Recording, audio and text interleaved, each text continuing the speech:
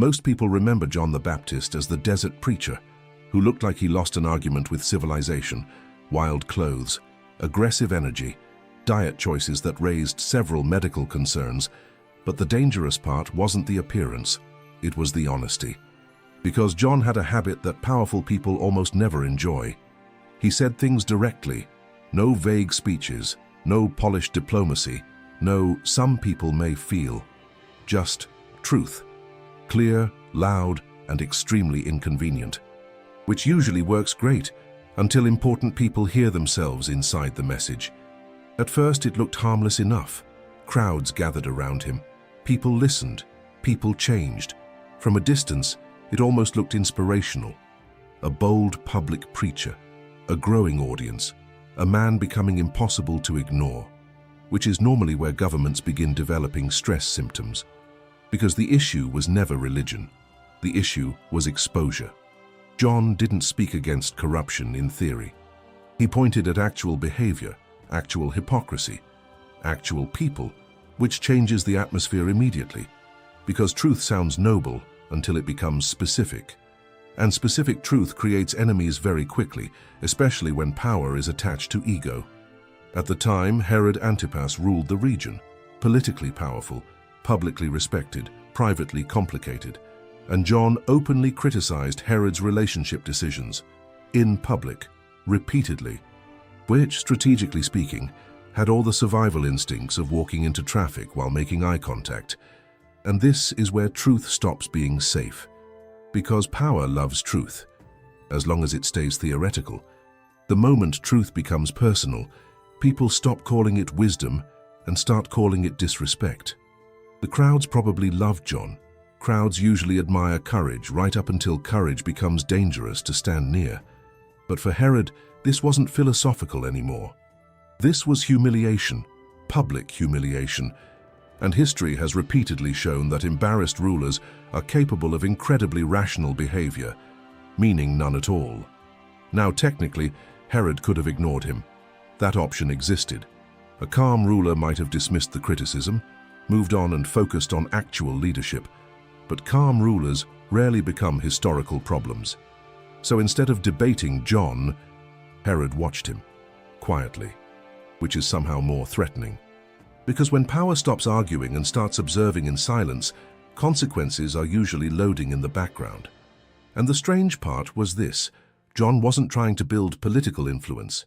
He wasn't organizing rebellion. He wasn't collecting weapons. He wasn't planning revolution. He was simply saying out loud what everyone already knew, which made it worse. Because silence protects systems, truth exposes them. And once people see something clearly, controlling the narrative becomes much harder. Every speech increased tension, every crowd increased visibility, every public moment made the situation more unstable, especially for people desperately trying to appear stable. And the problem wasn't disagreement. Disagreement can be debated. Exposure cannot. Because once a ruler feels publicly exposed, the conversation usually stops being about truth and starts becoming about removal. At first, Herod Antipas probably assumed the problem would disappear on its own. Public outrage usually has a short attention span. People react, people talk, people move on. Entire political strategies have been built around waiting for everyone to become distracted. And honestly, most of the time it works. But John kept talking, which made everything significantly more inconvenient, because this wasn't one emotional speech followed by silence. This became a pattern. And patterns are dangerous, especially when they keep pointing at the same person. John didn't speak in riddles. He didn't hide behind symbolism. He didn't soften language. He didn't deliver carefully balanced statements approved by public relations teams. He just said it, directly. Which sounds admirable right up until someone powerful realizes they're the subject, because truth becomes much less inspirational when it arrives with names attached. And this is where truth becomes a threat. Not because it changed, because the target finally understood it was about them. Now technically Herod had power, real power, soldiers, authority, political connections, public image. But there's something fragile about power built on appearance. It survives control, it survives criticism, it even survives corruption sometimes. But exposure, Exposure creates panic, because once people start laughing at authority, authority starts sweating. And John created exactly that kind of tension. Not rebellion. Worse, public recognition. People were listening, people were agreeing, people were repeating what he said, which meant the situation was no longer private, and powerful people can survive wrongdoing far more easily than public embarrassment, especially rulers trying to maintain the illusion that everything is under control, which, to be fair, is difficult, while a desert preacher keeps publicly explaining your personal failures to large crowds. At some point, this stopped being about religion entirely. This became reputation management. Modern governments hire consultants for this. Ancient rulers preferred prisons. Same emotional strategy, different equipment. Because power rarely asks, "Is this true?" It usually asks, "Is this dangerous?" And John was becoming dangerous. Not violent, not revolutionary, not armed, just impossible to silence socially, which can honestly feel worse for insecure leadership. Because physical threats can be eliminated, public discomfort spreads, and Herod felt it spreading. Every crowd increased pressure, every public appearance increased risk, every speech made silence look weaker, especially because John wasn't behaving strategically. That was part of the problem. He didn't appear afraid, and fearless people are extremely frustrating to intimidate, because intimidation only works when the other person still wants safety more than truth. John clearly passed that stage a while ago, so Herod faced a problem rulers hate. A man with no army, creating instability anyway, which sounds impossible until public opinion enters the conversation, because perception controls more than force sometimes. And once authority feels mocked, exposed, or publicly weakened, logic usually exits the room first. That's when leaders stop trying to respond intelligently and start trying to regain control emotionally. And emotional decisions made by powerful people have historically produced some deeply terrible outcomes, which is exactly where this story starts moving next. Because power doesn't debate what threatens it for very long. Eventually, it removes it. Eventually, Herod Antipas reached the conclusion powerful people often reach when public discomfort refuses to disappear. Remove the source, which sounds effective, and occasionally is. But there's a problem with silencing visible people after everyone already heard them. The audience remembers, so John was arrested. No public debate, no official resolution, no dramatic explanation, just removal, which is usually how weak authority tries to look strong.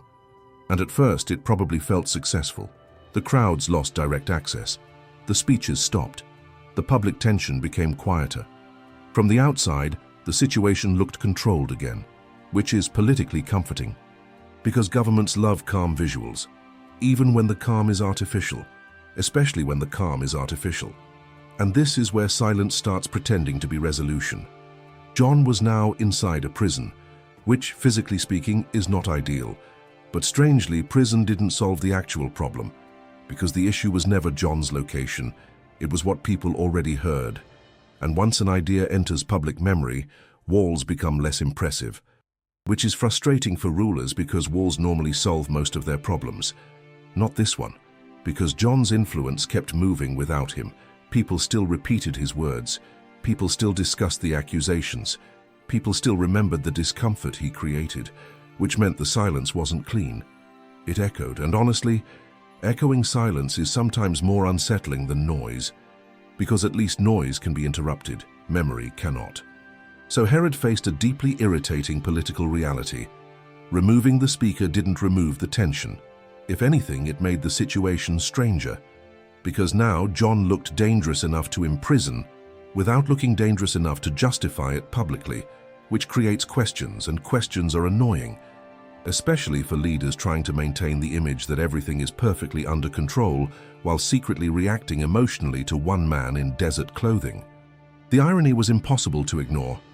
John had no army, no political office, no wealth, no official authority, yet somehow the ruler looked more threatened than the prisoner, which is never a great sign for leadership stability, because confident power usually ignores criticism. Insecure power monitors it constantly, and Herod kept monitoring it because prison hadn't created peace. It had only reduced volume. And reduced volume is not the same thing as solved tension. That's important. Because silence isn't resolution. It's usually a pause, sometimes a dangerous one, especially when the people in power still feel exposed after the speaker disappears, and Herod still felt exposed. That was the real issue. Not rebellion, not violence, not revolution. Humiliation, public humiliation, with lingering memory attached to it, which tends to survive longer than rulers expect. Because once people see weakness in authority, they start noticing other things too.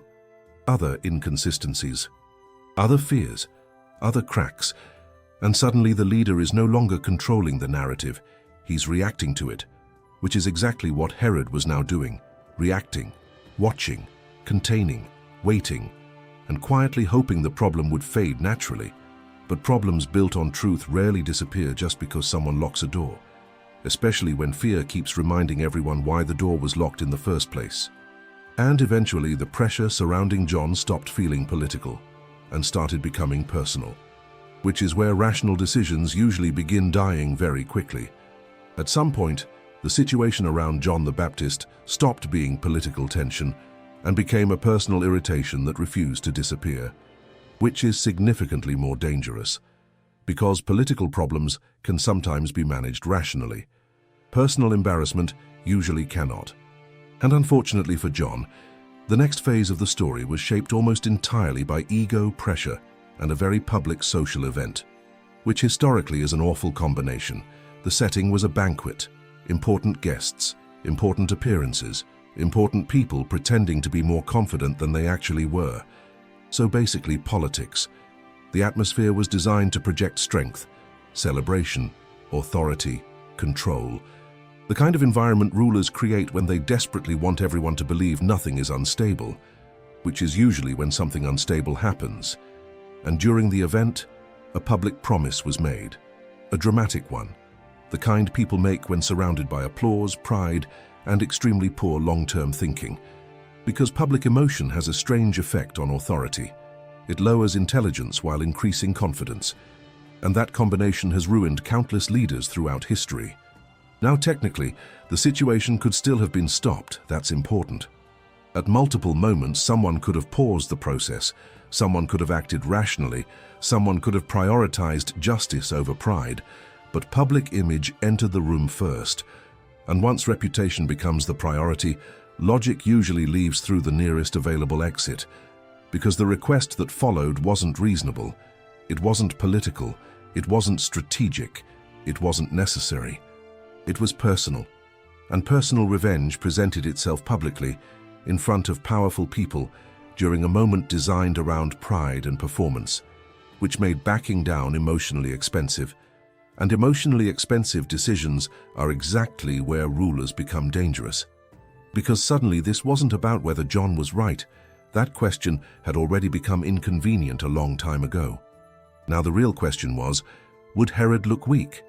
And insecure authority fears humiliation more than wrongdoing. Every time. So the situation kept moving forward. Not because it made sense.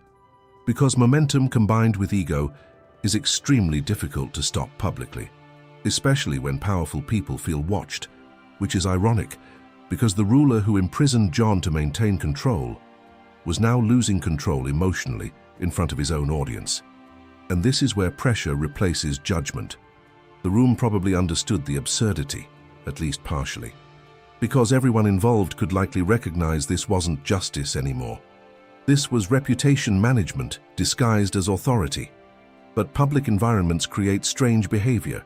People become performers, pride becomes policy, and terrible decisions suddenly start sounding necessary, which explains an uncomfortable amount of human history. So the decision was made, not carefully, not wisely, not rationally, just publicly. And once public pride commits to something destructive, reversing course starts feeling more humiliating than continuing.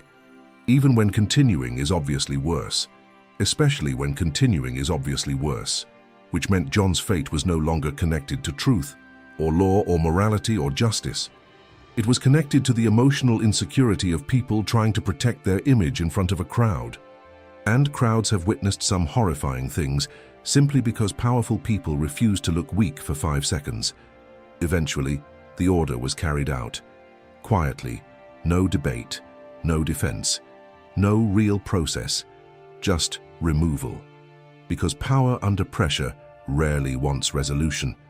It wants silence. After John was killed, the people in power probably expected the story to become quieter, which makes sense. That was the whole point.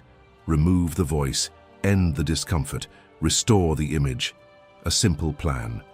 Historically terrible but simple, because the problem with killing someone for telling the truth is that it doesn't make the truth disappear. It just makes everyone notice how badly someone wanted it gone. And that is not exactly subtle. John was no longer speaking, but what he had said was still sitting in the room, unanswered, unresolved, extremely inconvenient. Which is awkward because the entire strategy had been built around making things less inconvenient. Excellent work, everyone. The ruler still had power. The palace still had control. The system still looked functional from a distance. But the moral problem remained exactly where John had left it. Only now it came with evidence. Because when power silences criticism instead of answering it, it usually proves the criticism had a point. And that was the final irony. They removed the man and confirmed the message. John's death did not make Herod look stronger. It made the truth look dangerous. And dangerous truths have a way of surviving longer than comfortable lies.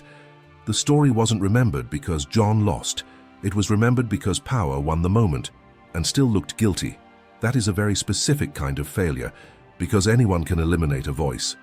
But eliminating the reason people listen to it? Much harder.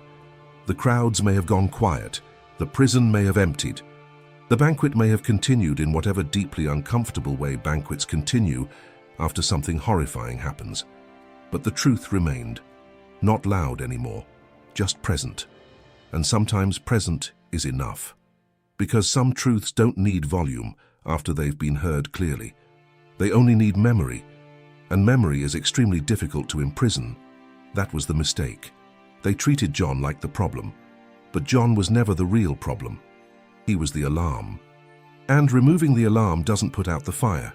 It just makes the building feel calmer while it keeps burning. Which, to be fair, has always been a popular leadership strategy. Terrible, but popular. John's story ends violently, but the meaning doesn't end there. Because the real lesson isn't simply that he was brave, it's sharper than that. He told the truth when silence would have been safer. He confronted power when vague language would have been easier. He exposed what everyone preferred to leave unnamed, and the system responded the way exposed systems often respond, not with correction, with removal. So in the end, John didn't die because he lied. He didn't die because he failed. He didn't die because he misunderstood the danger. He died because he understood it perfectly and then spoke anyway. They tried to silence the truth and proved exactly why it had to be spoken.